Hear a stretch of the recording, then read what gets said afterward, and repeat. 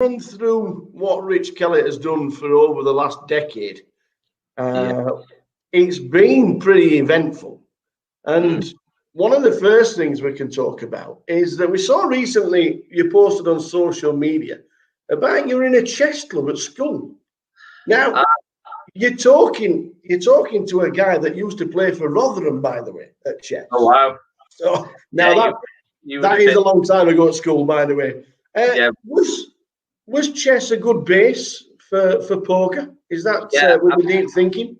Absolutely. So in my primary school, in my local village, our head teacher, she was called Mrs. Baxter. She was very, very she was really, really passionate about chess, and it sort of exuded through the whole of the sort of year 6 age groups down to year 3. We were playing and we had a really avid club.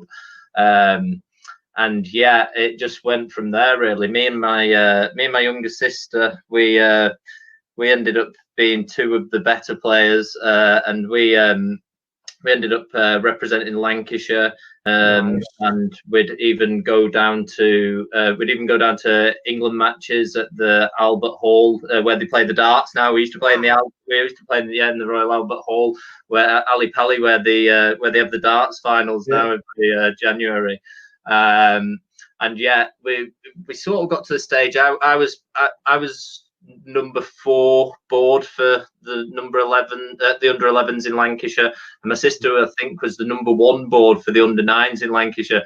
So we were pretty good, and then obviously we were coming home and we were playing each other and getting better and better. And then it got to a point when we were about 9, 10, 11 where we were too good to play the other children. So in the evenings, this was sort of like, we were at an age as well where we were going to bed at 9 o'clock on a usual night, but instead of that, we sort of we were only playing competitively with other children at weekends. So what we ended up doing was we ended up joining like local men's clubs at like 9 and 10 years old. So you can imagine these were really late nights.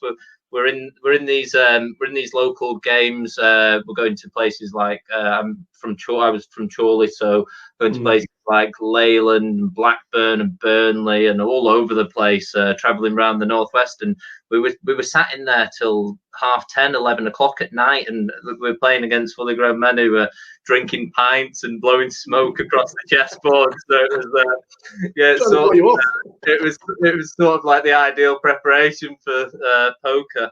But at 11 years old, when I went to high school from primary school, it just sort of wasn't cool to play chess anymore. Everyone, you just couldn't be that kid who was in the library every day. So yeah, I had to get back out on the football field, and I stopped playing then.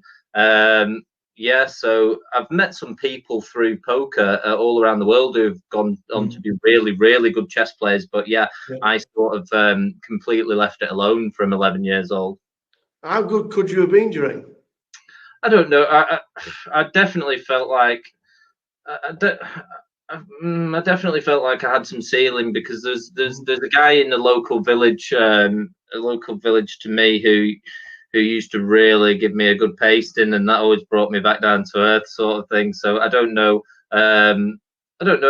but it's leading into the poker thing from chess. It's the skill set is so similar, because in chess you're thinking 3, 4, 5, 6 moves ahead, and it's exactly the same in poker with your pre-flop, your flop, your turn and river. It's the thought pattern is almost exactly the same, thinking moves ahead. So the skills are massively transferable. But I mean, I'd love to sort of play now, but you can't really win money, and the games are very, very time consuming. So it's I would love to play, but I don't know. Maybe in later life I'll get back into it. I think when I've got a bit more time and there's not so much poker going on all over the place. Absolutely. Where did you start first playing poker, and how did you learn, or was it just So this was 2005, 2006. I was just in year 11 at high school, and my friend is my best friend who lived 2 doors down from me and was really close with my family. He'd just gone to a local sixth form college, and this was obviously a year or two after the Moneymaker thing, and you got Greg Raymer and all. So it was basically the exact point at when professionals started winning the World Series main event every year to when amateurs started winning every year. So they were I was in year 11 at high school. They were going to, well, as loosely say, they were going to college. They were just going sitting in the canteen and playing every day, and then they'd spill home at night, and they'd just all be playing around my friend's house. So like I sort of got introduced to it at 15 years old. Yeah, I've just got thrust straight into it with the older lads, really. Well, we got in at 15, so you could have been the Kelster 15, but yeah. 2008, before you started playing live, you got a massive result online. You come 5th in the full tilt 750,000 guarantee for 33,000. That was July 2008. What did it feel like winning that much money at that time? Wow, yeah, because I've just turned 18, and like it was pretty crazy because I did have a little foray into online poker before I was 18, but this was this account was my own account and everything, and yeah, I hadn't really even I'd played tournaments and I knew that I had sort of like a winning style in them at this point, but this night was crazy. I'd hardly even played any $215 buy-in tournaments before, and I bought into this one, and it was mad. I ended up getting a big stack, and it was the first time that I'd ever actually stayed up all night, sort of playing poker. So you had a break every 5 minutes past the hour. Well, actually, it wasn't even a synchronized break. This was pre-synchronized break, so it would have been whenever the tournament started, an hour play, then a 5-minute break. So this one, I just remember going to the wash basin every hour to splash some water on my face, and I wasn't tired, but I wasn't tired because I was pumped full of adrenaline. But just my little routine. I'd been probably the longest I'd ever played a tournament up until that point, or been in a tournament, was maybe 4 or 5 hours play, and this one was we're now 13 hours into this one, and I'm just going to the toilet, flicking some water on my face. Yeah, and it was really, really exciting. And I was thinking I was chip leader 2 tables left, and it was like $180,000 for the winner, I think. And that's just madness, because I think I started the day with $400 in my poker account or something. So that was definitely what got me a massive taste for online tournaments, for sure. Did that go straight to a bankroll, or and let you play bigger tournaments? Sort of, but then I was very I was very, very naive in my early days. So I just used to I just thought I was the best player ever then, and then I would often go and play like high stakes cash games and things, and like experimented in that way. I managed to withdraw a chunk of it, but like I was very I sort of loved just to jump in at the deep end, and definitely had a different career path to most when it comes to that sort of stuff. Yeah. Well, after you'd had that nice score, you started to venture into the live poker. Your first Hendon mob was back in 2008. Can you remember what it was?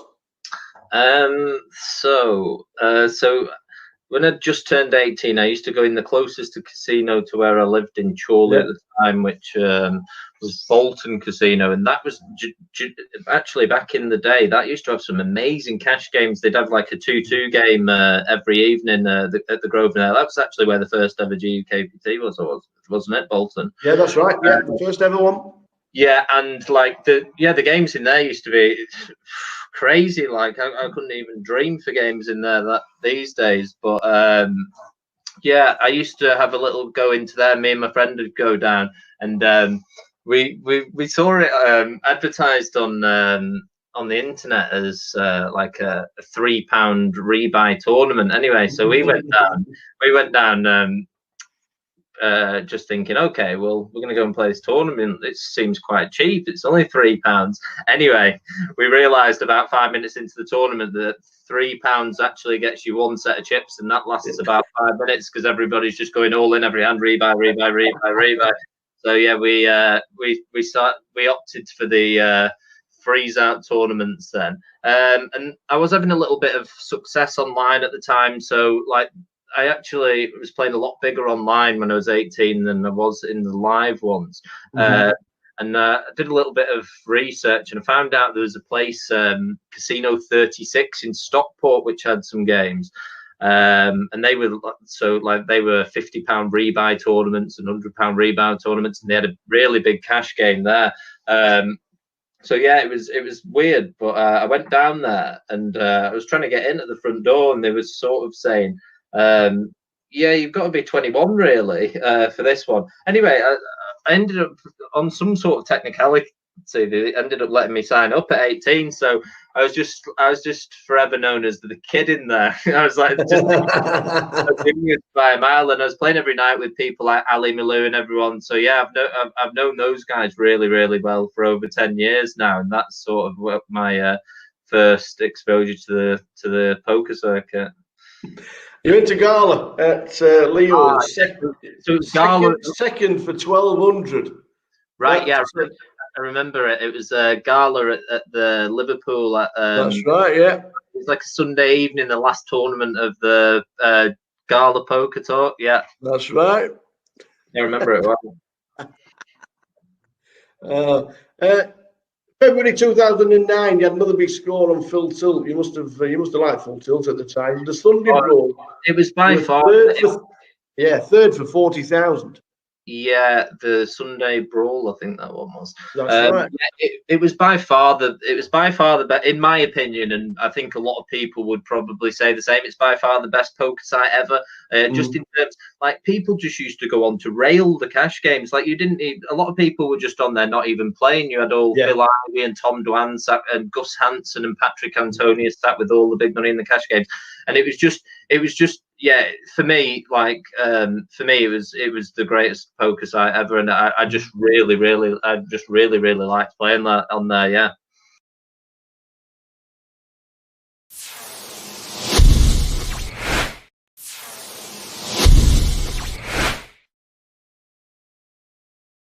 Yeah, you scored for 40,000, but the following month you played an EPT. Is that what you bankrolled yourself into the EPT with?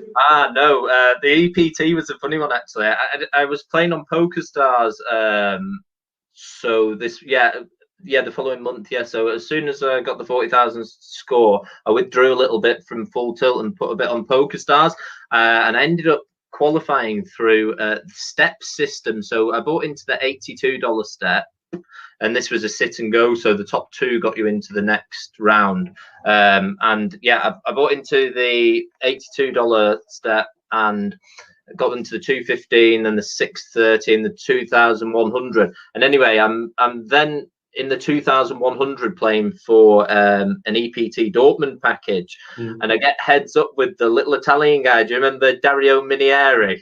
Oh yes, I do. No, the name. Yeah, I was heads up with Dario Minieri, and I think I ended up trapping him, and he made a big bluff, and then I called it off, and yeah, I was super excited about that one. I managed to get the €5,300 buy-in, and I got the Hilton hotel free and some money for flights. So I told my friend we're off to Dortmund in Germany. 667 runners there were. And you were chip leader with 70 left. Yeah. Was you nervous? Was you excited? It was a crazy experience. Day one, I just sort of was playing pretty tight and didn't wait. I couldn't really get many spots day one. I was finding it quite tough. And then in the last level, I got a big double up with 9s against 4s and bagged a moderate stack for day two. And then day two was just an absolute whirlwind. I sort of, I think I had an interview with PokerStars actually at the start of day two. And then I've got on this table and I'm just running absolutely berserk, like, but I'm sort of painting a picture that I'm this really tight kid who's just like satellite in for this really big tournament. Like every time I sort of make a crazy move, I'll show a card that perhaps makes it look like that I had a strong hand or something. And they were all buying into it, and I was just going, I was literally just putting the foot down, putting the foot down, putting the foot down, and then I'd even find a situation where I'd like flop a set or something in a massive pot, and I remember it was because it was so early on in my poker career, but I just, the amount of physical chips I had in front of me at one point, they had to stop the floor people had to stop it and come up and color them up. So yeah, that was crazy. Was it true you had aces 3 times in a row? I think I might have had them twice in a row. Instead, I had them 3 times in a row. Tell the bloggers anything. Yeah, I mean, I was really, really trying to exploit my image, because I had a table that I could run over, and I wanted to sort of paint the picture that I was this young kid who'd qualified, who really wasn't really looking to put much pressure on, and then sort of do the opposite, because when my style online at that time was just going absolutely ballistic and trying to run people over. So I felt that the best way to sort of be able to do that was to paint a picture that I was doing the opposite. 15th for 20,000. Annoyed? Happy? So yeah, the TV cameras came in for day 3 or day 4. I think it was day 3, with 24 left. So that was really strange. I had to sort of like walk up to the camera at the start of the day and hold the card and flash it. And then there's a guy actually I know quite well now called, I think he's called Johan Storikers. He's a Swedish guy, and it was €1 million almost for first place, and there's 16 left. But I wouldn't say I was nervous. I was quite enjoying it, really. And then I just found a pair of queens, and Johan found a pair of kings, and it was a bit. Maybe it was maybe a little bit of inexperience, but like the thought of folding never crossed my mind. So it was just one of those things, and just narrowly missed out on the final table. But it certainly gave me a thirst to play more. Can you remember who won it? Yeah, it was Sandra Noyox, because she actually knocked me out. So yeah, I do remember. You'll never forget that one. But 2 weeks later, you got your first Hendon Mob win, and it's still there. The first win at the side of Rich Kelly's name. £200 side event in the GUKPT London. Oh yeah, it was a £200 rebuy as well, I think. So it was pretty big. Yeah, they got 26,000 for the win. The final table included James Aikenhead and the late great Dave Colclough. What were it like playing with those kind of guys? Oh wow, yeah, like that was just amazing for me, because obviously the thing is, when I was sort of 18 and I was really enthused about poker, so I was playing every day online, and I'd even go in WH Smith's and buy all the magazines, and so like to be in WH Smith reading these magazines, trying to suck up all this information, and see these people in the magazines to go into playing with them at the table the year after was just it was really sort of it was mad. Yeah, I know. And after the GUKPT win in 2009 was such a good year for yourself, because in August you got the biggest online score. You're on FTOPS. Event number 20, 2,438 runners. You got 96,000. And a jersey. Wow, yeah, that was incredible. I was my friend stayed up all night with me. The guy my friend who lived 2 doors down from me, who taught me how to play poker, actually, he stayed up with me all night, and that one went on until about 7 a.m. And actually, back on Full Tilt, they used to have another really cool feature. Any of their red pros. If you knock them out, you got the buy-in for the tournament back, and you got a T-shirt that said "I knocked out a Full Tilt Pro." And with about 3 or 4 tables left, I knocked out Alan Cunningham. Oh yeah, really, really famous American pro at the time. So I knocked him out. I got the $215 back for my tournament entry, and the full tilt t-shirts. I used to have quite a big collection of them, as you can imagine. I imagine Mormons probably garages somewhere filled with them. You got a jersey for winning the FTOPS as well. Can you remember what you did with it? I think I ended up selling it for about $300 or something. Somebody's walking around and they've not played FTOPS at all, but they've got the jersey. Yeah, it was like a big, like I was a very, very, I was very, very slight build back then. It was a big American gold That's right, yeah. thing. Yeah, it didn't look good on me. But he just carried on. 2009 was fantastic because you run deep in the World Series Poker Europe, which was down in London at the time. In the 1K, finishing 28th out of 608 entries. Yes, it was only for 3,000, but that kind of field down in London must have been a bit exciting. Funny story about that one actually. So is that the 1K event that JP Kelly won? Yeah. Right. Well, yes, it was. Yes, it was. Yeah. So me and JP Kelly were JP Kelly was first in chips overnight going into day 2, and I was second in chips overnight going into day 2. And I think I'd played on the Friday, and day 2 was on the Sunday. That Sunday was the Sunday that Michael Owen scored that goal against Man City.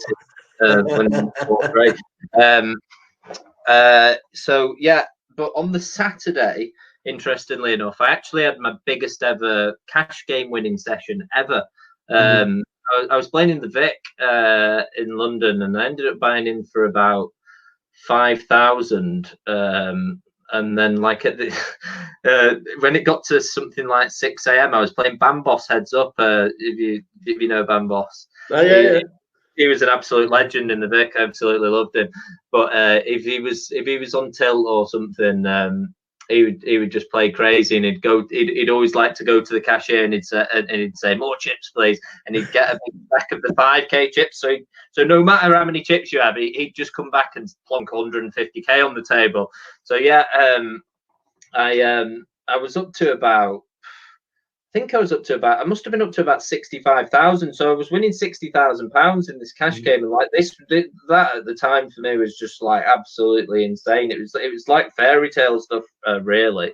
And then I ended up and Bambos was straddling every hand for me. So like we were playing heads up, and if I didn't want to put the straddle on, he was like, "Okay, Richard, I put it on for you." So like he was just trying to make pots enormous and things, and I was like, I'm in for £5,000. Do I really want to play 120,000 pot here? And it was getting 6:30 a.m. So I had this big day 2 at midday, and then I think Sam Trickett said to me the next day, he said, like, what have you done? Like, why would you ever leave in that spot? That's the best spot you're ever going to get in a cash game.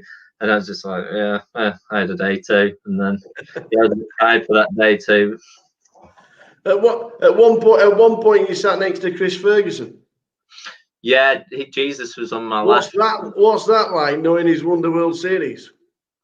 Well, yeah, he's quite an imposing character to be honest. I think I ended up playing one pot with him blind versus blind. See, this is crazy because like I can even like this is probably one of my most mad poker skills. Like I can remember the exact hand that I played against him like 10 years ago. I had ace 10 in the small blind, just one hand, and he had king 9 in the big blind, and I just remember I hadn't played out, and I lost that to him, and I thought, yeah, I don't really want to get into another pot against him. He just wanders around, doesn't he, all nice and quiet, but must be so intimidating at the tables. Yeah, it was. I felt intimidated in that pot, to be honest. Yeah, and I think I got a little bit of a lesson taught in that one. Did you play the World Series main event at all in Europe? The one down in London? I did play that. I'm trying to think.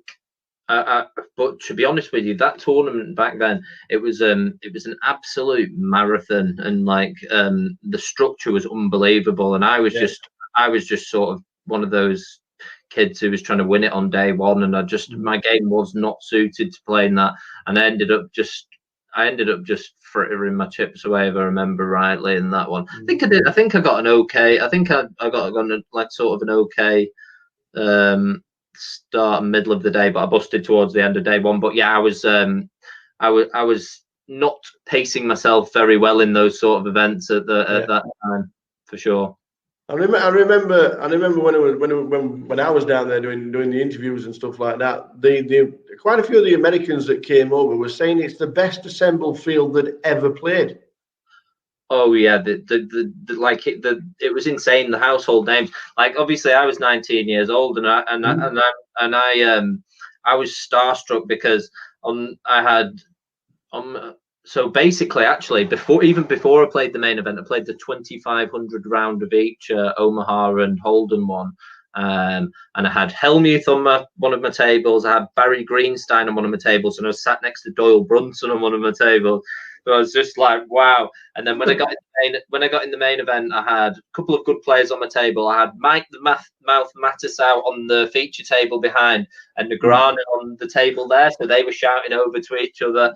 And like, if I thought I hadn't seen it all, like towards the end of the day, I looked over at Negrano's table, and Phil Ivey was sat there.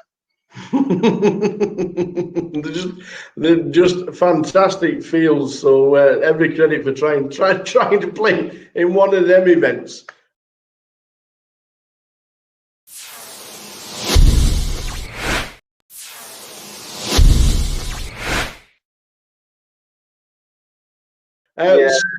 We're just skipping forward to November 2013.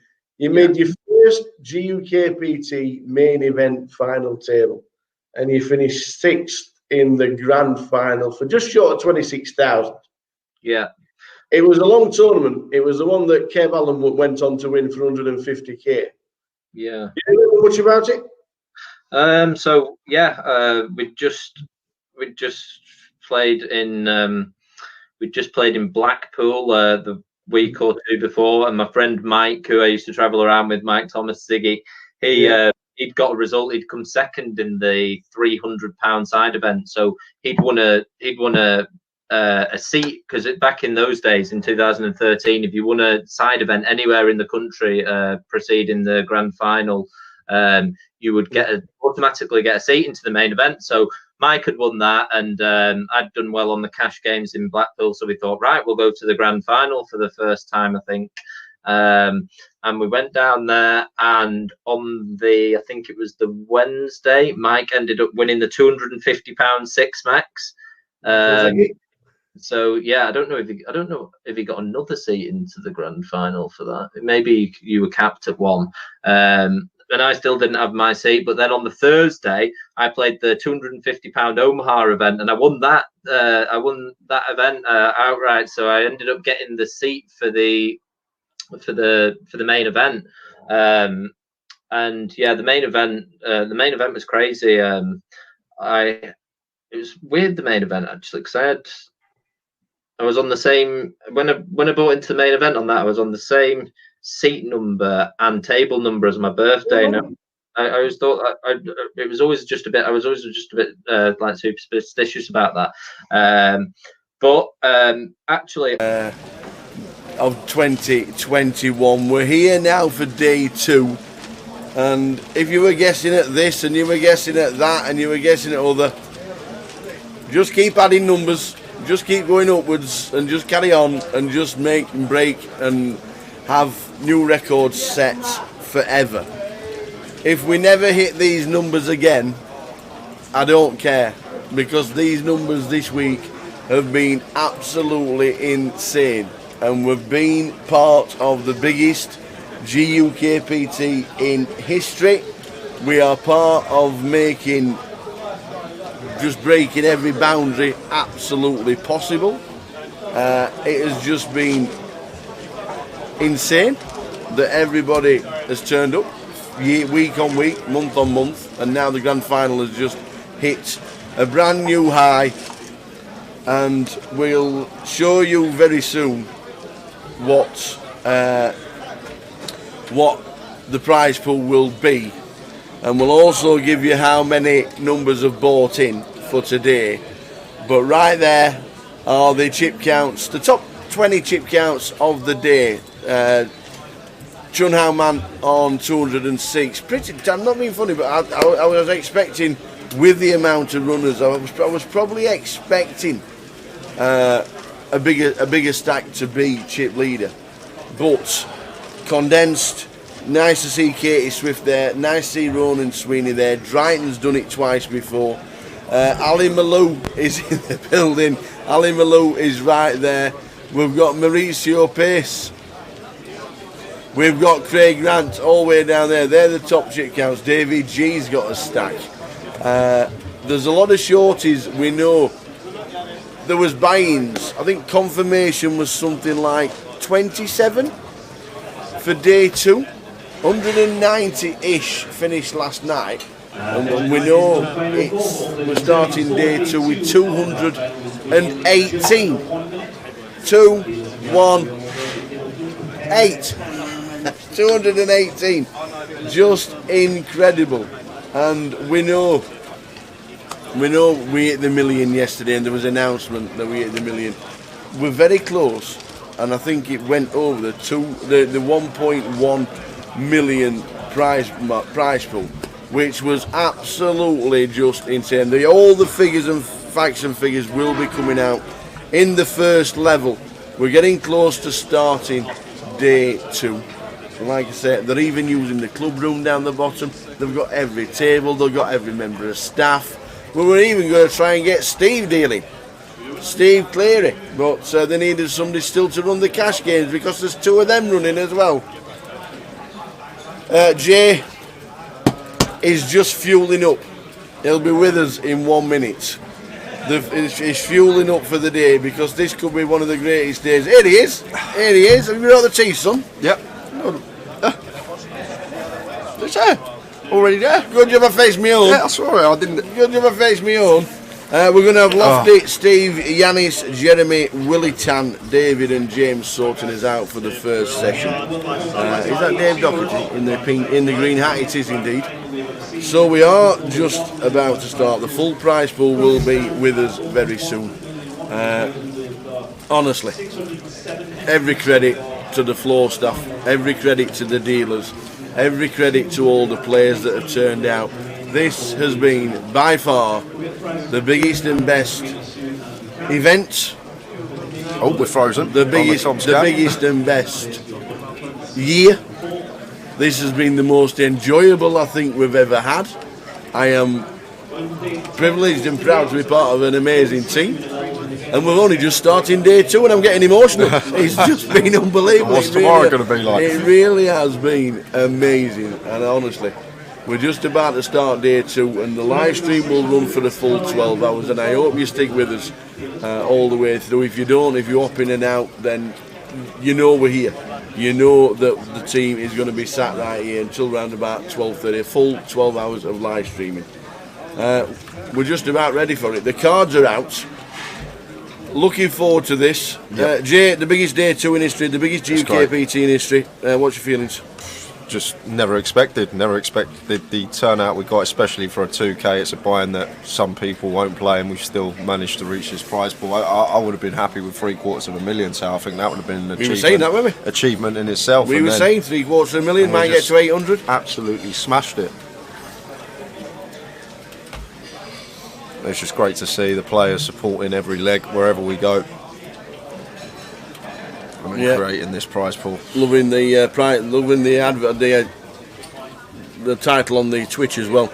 That might just get people looking and thinking, hang on a minute, they're playing for £1 million. Love that.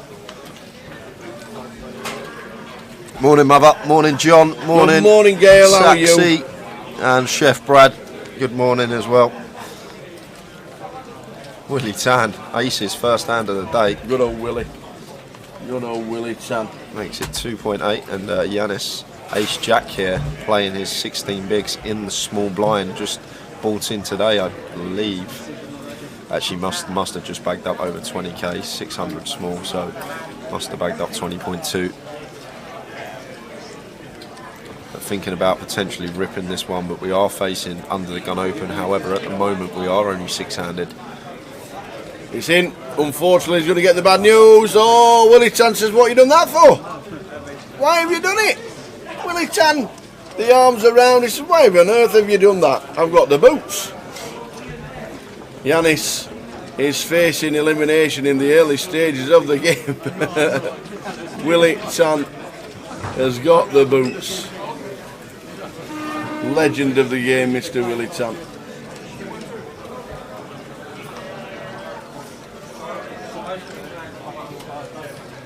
Well, a jack. Backdoor hearts. Yeah, it's not the worst flop for the ace jack of Yanis. Oh, it's never easy. It's not. It's never easy. First hand of the day, heart or jack, and it's a 4 of man. diamond. So Yanis Liparis is out the door. Unlucky Yanis. Tried to spin. Unlucky. Oh my days. Oh my days. I've not seen this. Is that real? Nearly 1.1 million. Is that right? Is that correct? Definitely right. Definitely right. Is that right? Oh my God! Wow! With the 2% taken out for the National Poker League, I'll tell you what, there's already 2 packages locked up for the Poker League. Yeah. Wow! 265. We said it 3 legs ago. The first time £100,000 for second place. Yeah. We said it. Yeah, we did. In Luton. Yep. For the first time ever. We're now saying, for the first time ever, it's over 100,000 for third. Oh, wow. Wow, if you make the final table, you've locked up £16,050. Woo! I didn't realise the prize pool would be here that quick. I don't think we've ever had a first place of 183 grand ever, have we? He's the second in the grand final. Yeah, what did Ben Windsor win? 178 that year, I think it was first place. So maybe second place in this comp could be beating the best ever first place prize in the GUKPT. Whoever wins this is going to end up in GUKPT history and going back to be able to say we've cashed more than anybody else. Seat 3, Ben Windsor. Yeah, was Ben a buy-in for today with 20,000? Yes, he was getting 16 bigs in once folded to him in the cut-off with the ace-10, perfectly fine. And Jeremy here in a bit of a spot with the 6s in the small because there's no button here to us. This is effectively a button shove from Ben. He will have deuces through 5s in his shoving range. Some hands will dominate, some suited wheel aces that we also dominate in the situation. Whoa. Jeremy gets out of the way. Oh my days. Seat 6.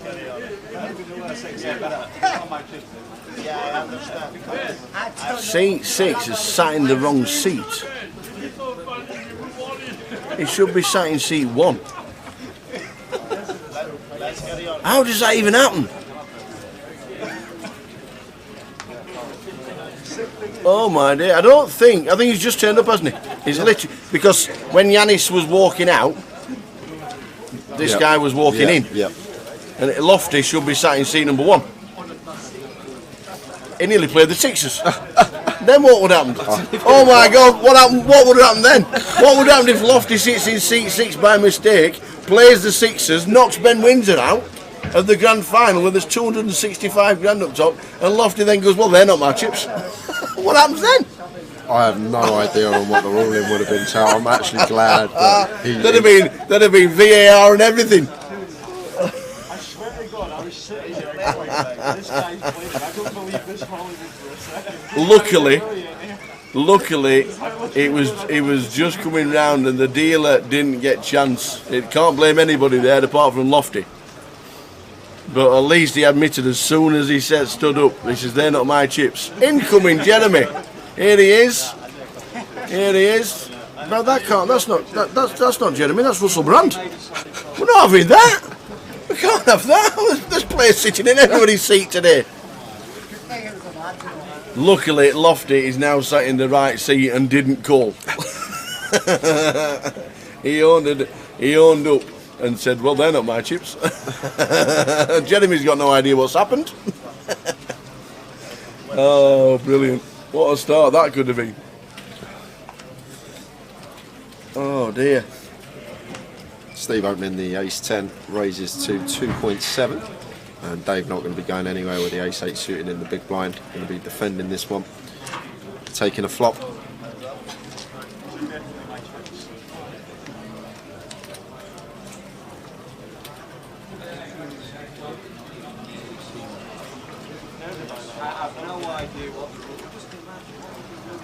That's what Steve Yelling explained right now, saying right now about the previous hand. What would the ruling have been if you'd played the hand? Steve Jelinek turned up again for poker in 2021. Yeah, Coventry champion earlier on in the year. Won Coventry and has played every leg since. Been good to see him. Bracelet winner. Yeah, light decision to continue on this King High Rainbow board with our Broadway draw versus Dave's big blind defend range. Just going to get this one through so often, and then we get the fold from Dave Doherty.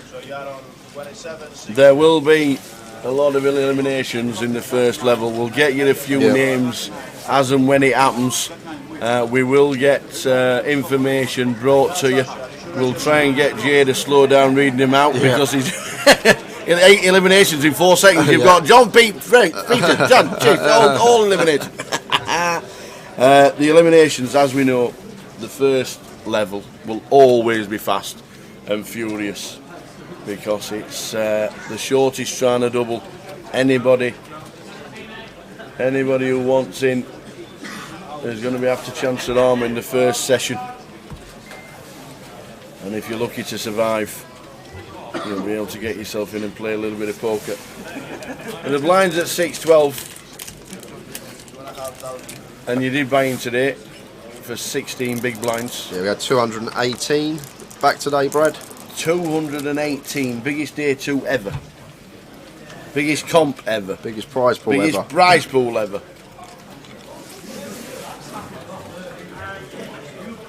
Just amazing.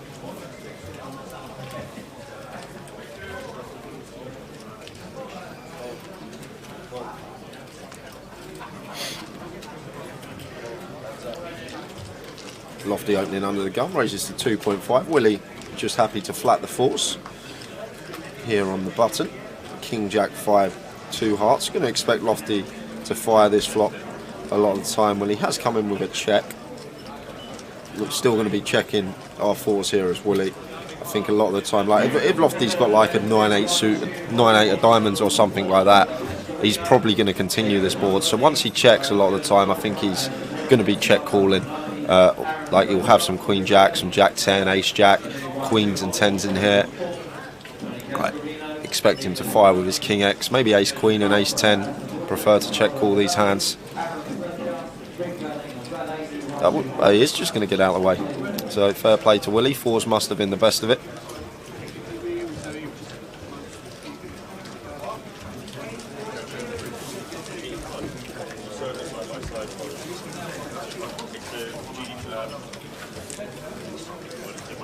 We had 20. Was it 27 day to entries? We think it was. We'll get official confirmation. But when we finished last night, we thought it was 190 coming back, or 191, and then it was 218 that played day 2. We think it's 27. Yeah, we think it's 27. But we'll get confirmation from Mike or Dina during this first session. 218 for day 2.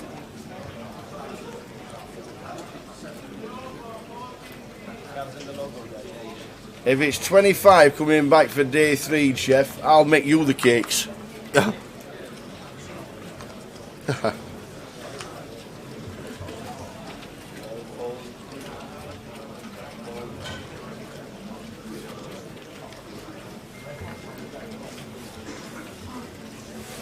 So 10s for James here in the small. James working with 40 big blinds.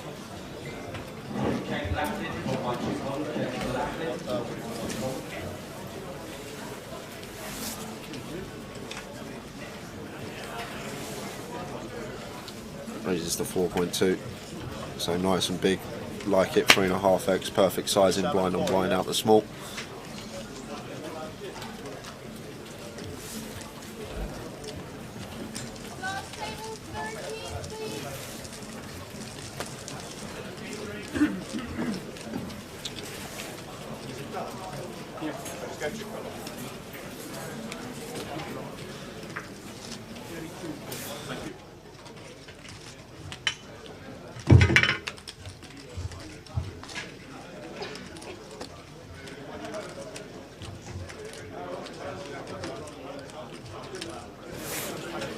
Yeah, just refresh, guys, if the stream is a bit blurry. Hopefully I won't have too many connection issues today. Fingers crossed. Fingers crossed.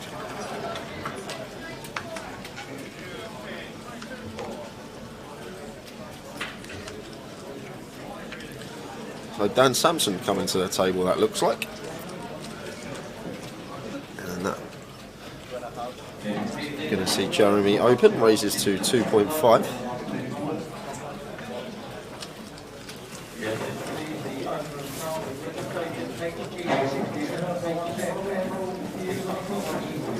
Lofty not going to be called in action on Steve Jelinek, who's got a lovely one to defend, suited one gapper, heads up in the big. Closing action, should always be called in this one. Makes that defend.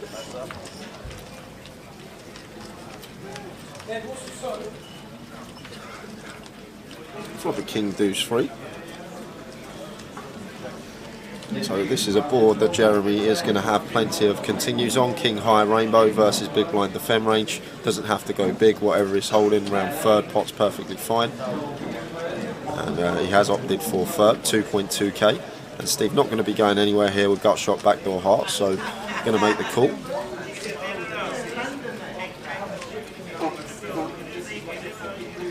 Jack of spades hits the turn.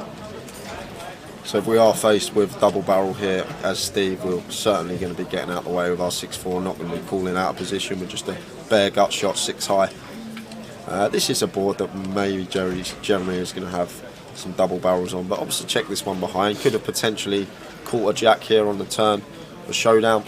And yes, we're sitting here with 6 high as Steve, but this is a river we don't want to bluff with the 6 high. We're never going to win at showdown, but it's better to just preserve our chips a lot of the time, because this ace is going to hit Jeremy quite a lot. It looks like he is going to bluff it at tower.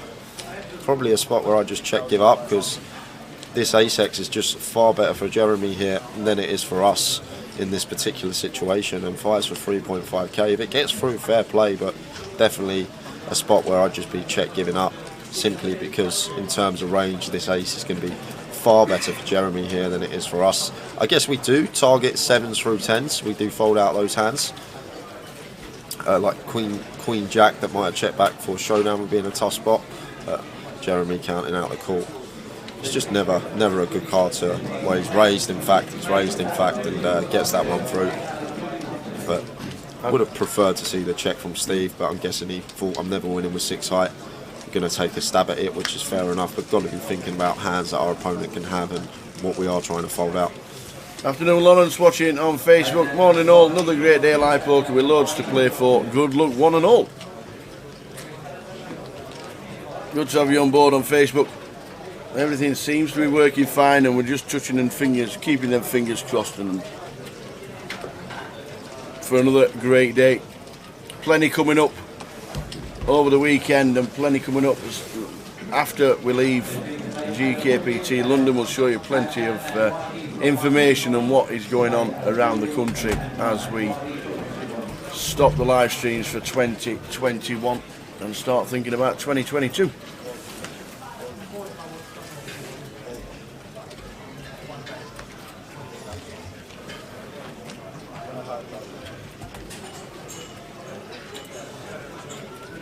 So David finds an ace in a hijack and opens to 2.5, and James here big hand in the cutoff.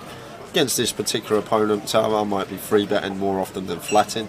In this situation, might flat if I've got 2 or 3 reshove stacks behind me, try and get them to put it in lighter so we can call off. But I think against Dave Doherty, going to be veering more towards free bet here. Flat and fine as well. We are just sub 50 big blinds deep, but against this particular opponent, this is the line that I like to see. Just makes it 3x 7.5k. And Lofty here with the ace jack on the button. Lofty working with 38 big blinds. Just gets out of the way. Not going to be able to cold call the free bet with the ace jack off, so if we do want to continue, going to have to cold 4, and on this hour clock we can find better spots throughout the day, so just letting that one go. Absolutely. How many people made day 2, says Jonathan Brown? 218.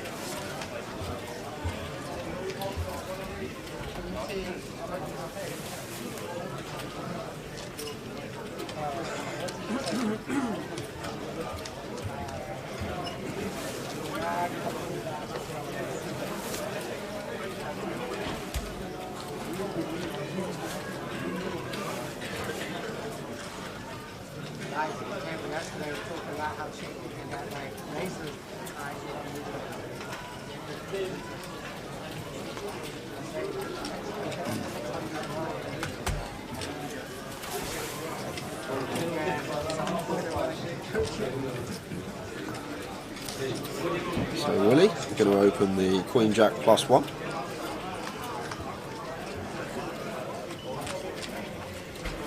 Raises to 2.6.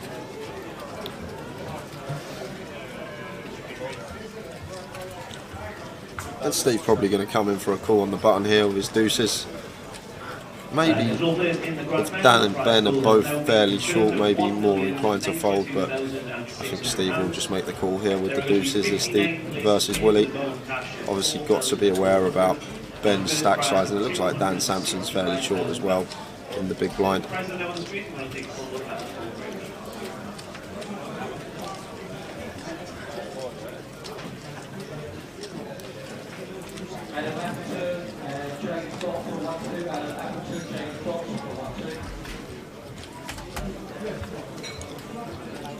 And Dan going to make the call.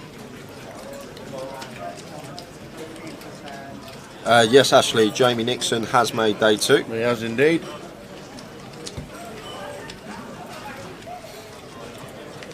And we all know 3 players to the flop.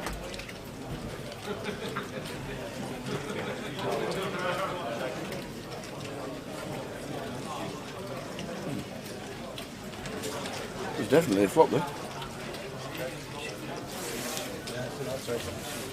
All the best, Trig. 8-7-4 is the flop. Check, check, check. Ace of spades on the turn. Might see Willie fire this one tower, but he's going to choose to check. Once Steve checks back on the button, and then the big blind checks his turn. Can sometimes be representing this ace being the early position opener as Willie, but chooses just to give up on the hand, which is fine. 9 of spades. Looks like it's checked all the way around. Well, Steve Jelinek's going in for a bit of a bet.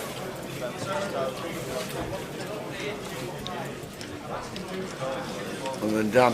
You can't see Dan's card, but it looks like the winning hand should be 2s if he's calling.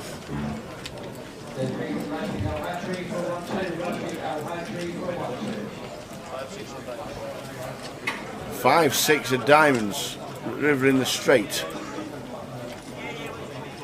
Down in seat number 4.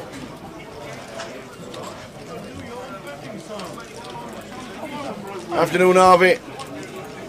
Watching on Facebook. Harvey Norris. Day 2 buy-ins were 27, we think. It's either 27 or 28. But we think it's 27. Mad. Madness, pal, madness.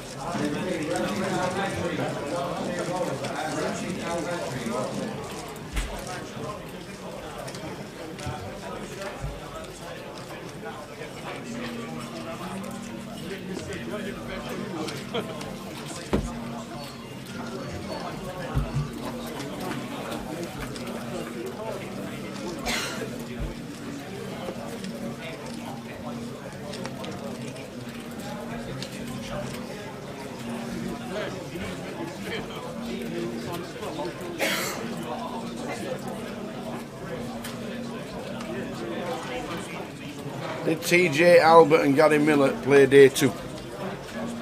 They're both in the field. I think Gary's definitely in and Terry's definitely in, so they're both in day 2, Super King.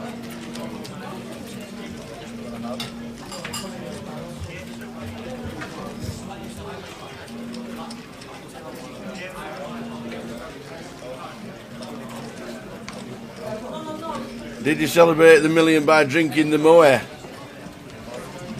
I'm going to celebrate drinking the Moe when I get back home, put my slippers on, watch Polar Express with the curtains shut and a straw. That's me.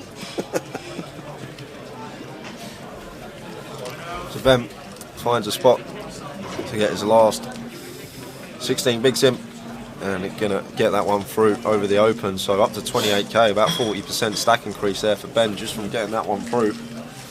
Is Dan Gormley in seat 4? Is that Dan Gormley in seat 4? No, that's Dan Sampson in Dan seat 4. Sampson.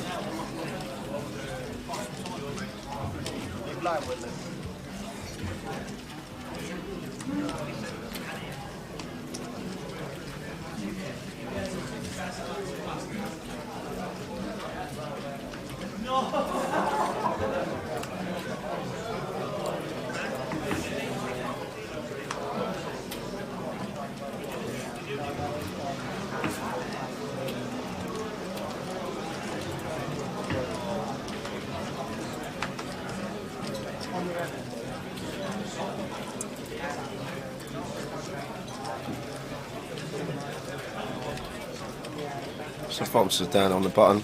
Like to see him open this one tower. Suited king, once folded to us, perfectly fine to open, and makes it 2.5. And Jeremy here, Queen Jack in the small blind. Looks like he's happy to call here versus button open and take some flops, and Willie unknown hold him.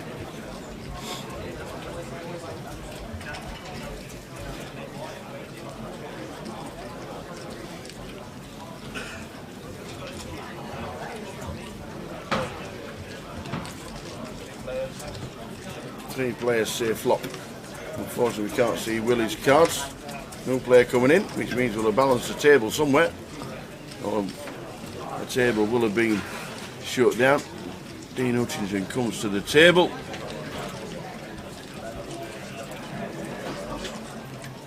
Nine, Queen, 10. Two spades. Checked all the way around. Yeah, lovely flop for Dan. Yeah. But obviously checking this because he's wary about small blind calling range. This Queen 10-9.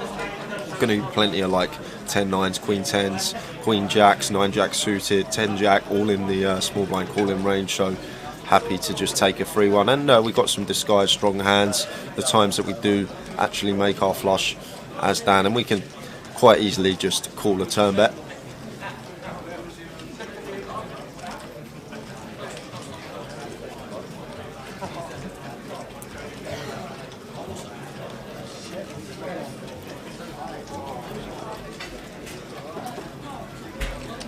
So Dan makes a call. Flush draw and the redraw to the straight. Misses it all. Yes, I'm probably going to go for value again here as Jeremy, especially once flop checks through. Going to feel fairly confident our Queen Jack's the best hand. Dan can plausibly have some 10x that checks back flop and calls a turn bet. Hard for him to have too much here, so you don't really need to go too large with sizing personally. No more than half pot is what I expect. 7-8k-ish. That's 8.5, half pot. Yeah, just trying to get called by some perhaps ace 10, king 10, jack 10, these type of holdings. Maybe a 9 that's got sticky, jack 9, these king 9 all going to open on the button. But unfortunately, Dan just with a hand that cannot call. Afternoon, Harvey. How are we doing? Yeah, cheers, Harvey. Awesome work, 3 weeks on the go, 12 hours a day, don't know where you get the energy from. Tell you what. It's been brilliant this year for us for 3 weeks here doing different events. I'll just have a quick look at what we did do. Remember the 1250?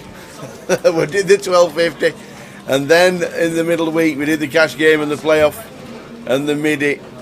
The 6 max was great. The heads up championships as we crowned it, Kerry Reese being champion. The haymaker, well done to everybody. Aaron winning that one, and then day 1A, day 1B has been ticked off as well, and we are down to the final 2 days of streaming. But it has been so good for us to be here for 3 weekends on the trot, because there's so many events incorporated in the festival. It's so nice to be doing the cash games and the NPL, and they were so different. The variations were brilliant. Paul Maguire getting a £5,000 package for next year. with 0.75 of a big blind, which was amazing. Has he gone that way? I walked straight into that. Come on, Dan, says on the steel. Off to Watford away, says Michael Wright. Away days are the best. It is indeed. Oh, Watford away to. Watford away. Off to Watford away. Or Watford are away. You've been in the lab tower on the treble for last night? Do you know what? Yes. Yeah? And it's an amazing treble. Looking forward to it. Looking forward to it. Away days are the best. You're not wrong, Michael. They are brilliant days out.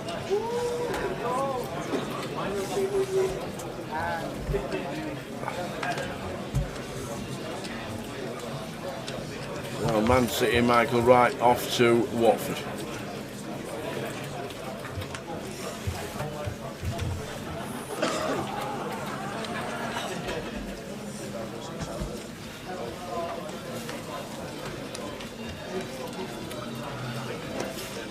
Cut-off open from Jeremy, King 9, perfectly fine. Raise and take, up to over 100k. Good start from Jeremy. Even though Lofty started playing with his chips, he's now got the chip lead at the table. I couldn't believe that. Just sits down in trap 6 when he's in trap 1. So guys, we've had a lot of bust outs first half hour of the day. Let you through who has busted. Take it easy. I bet there's a lot. Cole Shaw, Phil Clark, Lawrence Houghton, Man Win, Mo